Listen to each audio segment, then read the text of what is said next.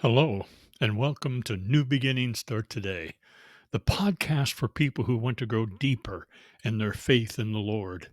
I'm your host, Dr. Douglas Keffer, a minister licensed clinical pastoral counselor here in Roanoke, Virginia, and I have a passion to help people live their faith. Today, we're going to talk about the battle against today's evils and how you can trust that there is going to be a day when God puts an end to the evil we see in our world today. Let's look at this. One does not have to go far to see or read about things that are going on that makes us scratch our heads and ask, how is it possible that things like this are happening today? The answer to that question is very simple. These kinds of things are happening today because of the evil that is in this world. Evil is all around us, and it is nothing new. The presence of evil goes back to the beginning of humankind in the Garden of Eden. Satan came to Eve and Adam in the form of a snake and began the evil process of temptation, to which they succumbed by eating the fruit of the tree of knowledge of good and evil. Here is what happened. And the woman said to the serpent, we may eat the fruit of the trees of the garden, but of the fruit of the tree which is in the midst of the garden, God has said, you shall not eat it, nor shall you touch it, lest you die. Then the serpent said to the woman, you will not surely die, for God knows that in the day you eat of it, your eyes will be opened, and you will be like God, knowing good and evil. Genesis 3, verses 2 through 5. After they succumbed to the temptation, they realized that there were going to be consequences for their disobedience. Look at what their disobedience did. So when the woman saw that the tree was good for food, and it was pleasant to the eyes, and the tree desirable to make one wise, she took of its fruit and ate. She also gave to her husband with her, and he ate. Then their eyes both of them were opened, and they knew they were naked, and they sewed fig leaves together and made themselves coverings. Genesis 3, verses 6 and 7. What happened with Adam and Eve teaches us that God has built into us the ability to see the difference between right and wrong. We see this in what it says happened to them both. Then the eyes of both of them were opened, and they knew that they were naked, and they sewed fig leaves together and made themselves coverings. Genesis 3, verse 7. Can you imagine what it was like for them to look at each other and see that they were naked? Until this point, they walked around in the garden, tending to it as God intended them to do, and thought nothing of them not having any covering for their nakedness. There was no need because sin or evil had not been introduced to them. Then God allowed the evil one to enter their world and introduce the choice of doing what was right or doing what was wrong, and that was in opposition to God's will for their lives. We know the choice they made, and all these years later, we are still having to deal with the consequences of making the wrong choices, of obeying God or disobeying God. I just read about an act of evil that took place in Elizabeth City, North Carolina. This is where my wife and I went to Bible college. Look at the headline. A shooting at a small North Carolina college leaves one dead, 6 wounded. This act of violence happened as the college was winding down the weekend's Yard Fest. A 24-year-old man entered the campus and started shooting, injuring 6 people before he was shot and killed. The news report gave no motive for why this man would want to take the lives of others, but it is evident that he was overtaken by some sort of anger that led him to carry out this horrendous act of evil. The lives of those people and their families are never going to be the same. They are going to have to go through a time of healing, and we can only pray that they will recover from the effects of going through an ordeal such as this. Here are some other headlines that show us how much evil is taking place in our world today. Police, quote, police fatally shoot one after shooting in South Carolina tourist town of Myrtle Beach. Injuries were 11. DEA raid on illegal nightclub results in more than 100 arrests. Home care nurse stabbed multiple times by ex-boyfriend. Doctor accused of sexual misconduct. Wife kills husband after Facebook post. The son of an officer commits a mass shooting at Florida State University. A 24-year-old dies after being shot twice in front of his house. We can see that there is no shortage of things that are taking place in our day that allows us to know that there is evil all around us. I want you to know that there is good that can come out of evil that we have to deal with. This truth is found in the great story of Joseph in the Old Testament. We find this in Genesis chapters 37 through 50. Joseph's brother hated him because he was his father's favorite son, because he was born in Jacob's old age. The brothers sold Joseph into slavery and taken to Egypt. There he rose to be second in command in Egypt, with Pharaoh being the only one above his authority.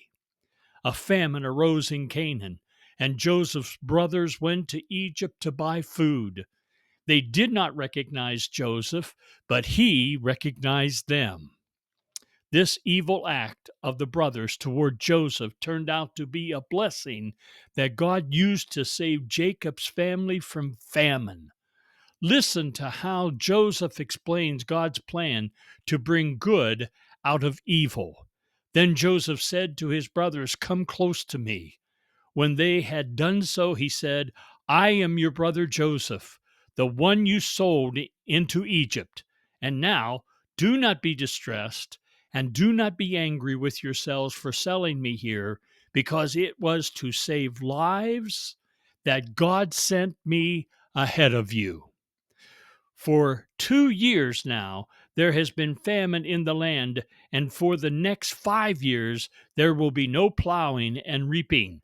But God sent me ahead of you to preserve for you a remnant on earth and to save your lives by a great deliverance." Genesis 47, verses 4 through 7. Joseph did not know how God was going to take the evil act his brothers did to him and turn it into a blessing to his family in the end. That shows us how God's plan for our lives can be a great influence on the evil that wants to besiege us. Never stop trusting God for the good that can come out of evil things that happen to you. I have taught people for years this principle: for every behavior, there is a reason.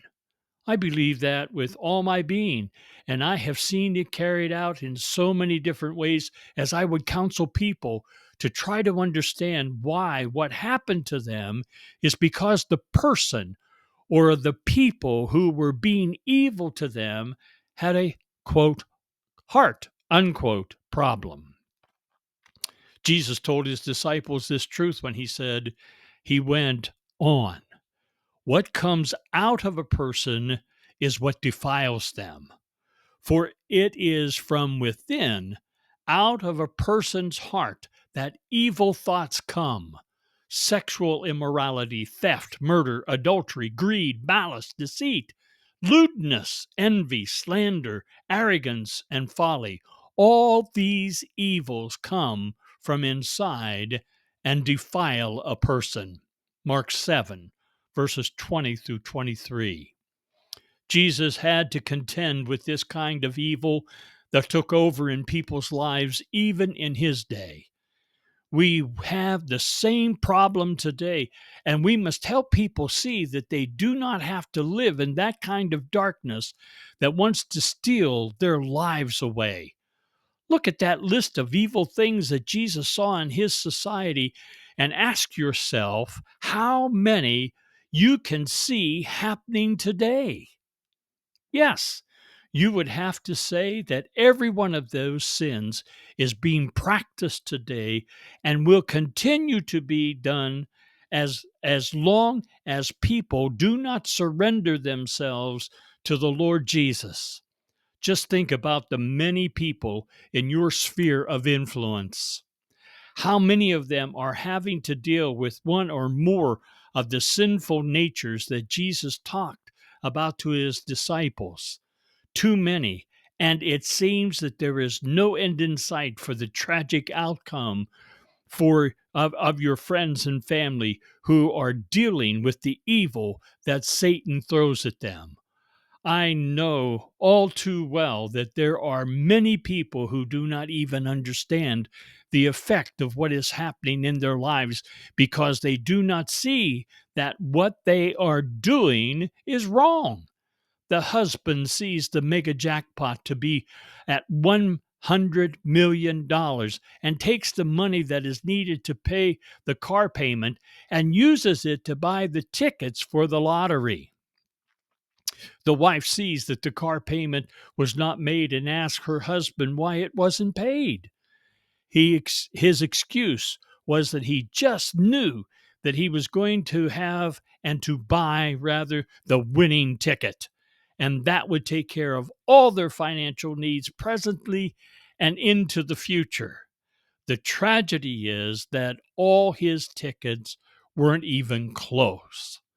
What makes the situation even worse, the husband knows that when the jackpot gets to that number again, he will look for the money to go and buy that winning ticket. King David addresses this mindset when he wrote, "I have a message from God in my heart concerning the sinfulness of the wicked. There is no fear of God before their eyes." Psalms 30, verses 1 and 2. We have to believe that we can and must make a difference in our world that seems bent on living in the evil that so easily is found. King David again tells us how he did that and would do that, as he wrote, "Even though I walk through the darkest valley, I will fear no evil, for you are with me. Your rod and your staff, they comfort me." Psalm 23 and verse 4. This is exactly how we are going to win the battle against evil today and in today. We have to believe that you are with me. Yes, the Lord is with us, and we can have the victory he has given to us to live in. Thank you for listening to this episode. And I want to invite you to contact me and share how you are combating the evil things in your life that want to pull you away from the Lord. Answer this question: what are you doing to keep your life safe from evil? If you are seeing this on YouTube, please click on the subscribe button and the like button. And you can also click on the share button and share it with all your friends. That would be so helpful to me. You can also tell me about future issues that you would like me to address, by leaving your comments. And you can email me at drdouglaskeffer@gmail.com. I also invite you to pick up a copy of my book, New Beginnings Start Today with God. And you can find that on my website at drdouglaskeffer.com. Click the link below. Until next time, God bless you.